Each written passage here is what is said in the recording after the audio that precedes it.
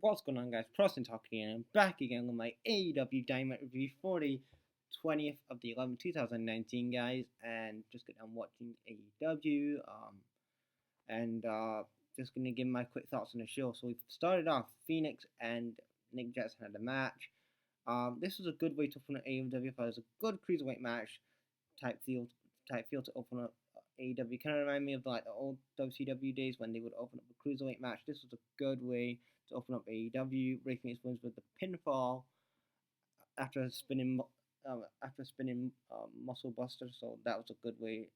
That was a good match and a good way to open up the AEW. Then we have Hawaii.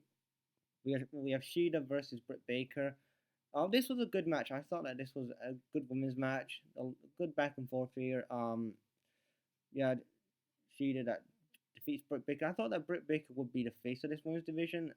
It looks like since Nile Rose has, had her, since that they said that she's it looks like because she was the first, Britt Baker was the first signing in AEW, and I would think that wouldn't she be the face of the brand as she's the first ever female that they ever signed to AEW as a wrestler. I'm not saying Brandy Rose because Brandy Rose, she was part of this company with Cody Rose.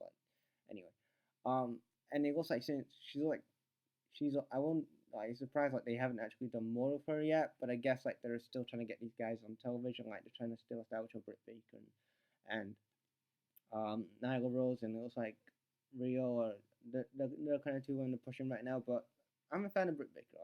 I think that she's a good talent, and the Dr. gimmick's pretty good, I guess. So yeah. Then we had the Dark Order.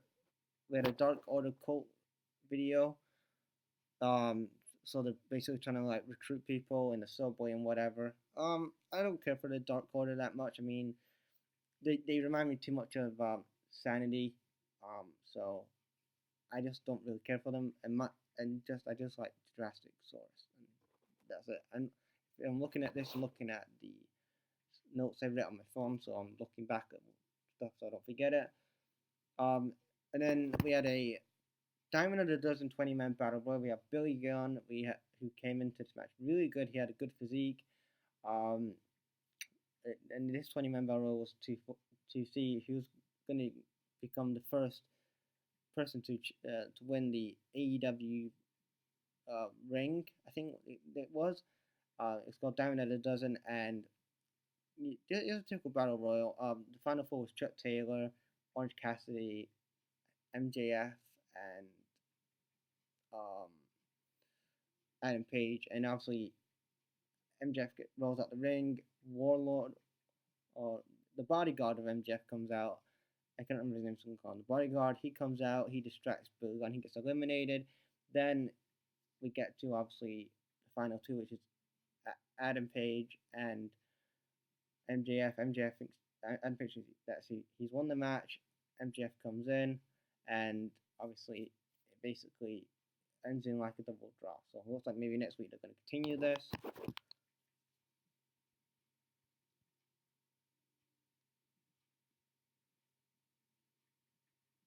Then we have a Jericho cuts a promo in the ring. Jericho cuts a promo in the ring talking about his actions from last week, how AEW will find Jericho for what he did last week, and then he talks about how he's gonna make people thank him in Chicago, and he's sorry for what he did. Then SCU come out, and Scorpio Sky says that he's gonna make Jericho the champ bitch because next week it's going to be Scorpio Sky versus Chris Jericho for the world title, and Jericho's like, do you want this title match? Do you want this title match? And she's like, I've been working for 15 years. You've got the match. I just like that from Jericho. Jericho is the man. And there was one thing they had on, I think when it was on commercial break, but they showed it on Twitter, but it should have been on the show, where he interacts with Jungle Boy or Marco Stunt, one of those guys, and he's like, how old are you? Have you got any ID? Should you actually be on the show? He's like, I was born in 1996, so that makes you 23 years old. I love that from Jericho. Jericho, this is why they need to keep the title on Chris Jericho for as long as possible, because Jericho is the only star AEW will have right now. I know MJF is up and coming star, and you can build him to be the future of the company. But right now, AEW has no stars who are established. Right, Chris Jericho is an established name, and he's the best thing for AEW. So as long keep the belt on Chris Jericho as long as possible, and eventually you can put it on somebody like an MJF and maybe a Luchasaurus, which I think will be awesome.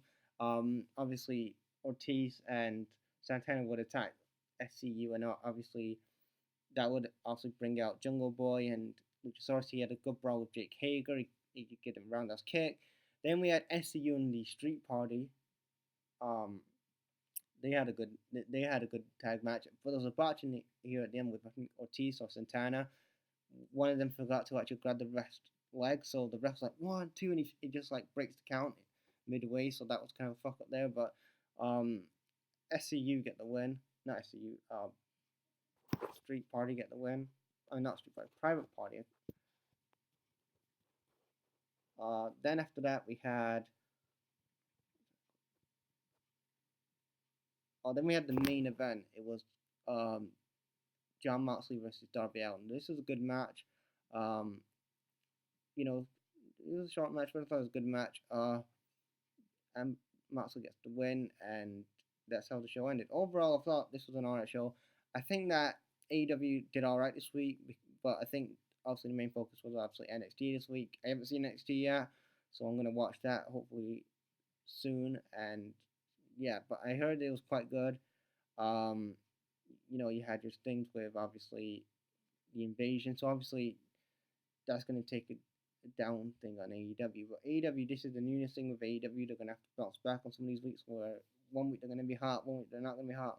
Same with NXT because obviously they're still fresh to television themselves, but obviously they're under a bigger brand name than AEW, and some of those guys are established guys on that brand. And obviously they're building it for 2 pay-per-view anyway. So yeah, overall, guys, what do you guys think of this?